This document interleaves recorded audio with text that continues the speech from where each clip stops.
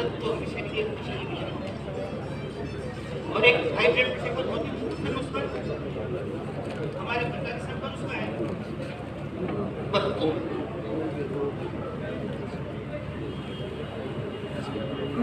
हाँ, high blood pressure का।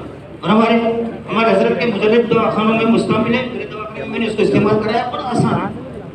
50 ग्राम खिल, इसको उगल में के बोले को 50 ग्राम लहसुन, तीनों अलग-अलग दोनों अलग-अलग खाता हूं यार, और फिर अलग-अलग पीस के फिर एक जगह करके इनकी 4-4 रत्ती की गोलियां करो।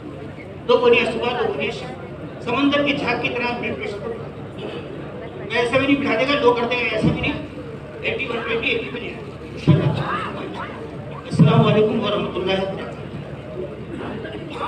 बहुत शुक्रिया। ये थे जनाब हकीम सैयद करीमुद्दीन बाबर साहब, जो कि यूनिफिकेशन कराची डिवीज़न के प्रेसिडेंट हैं। माशाल्लाह इस वर्कशॉप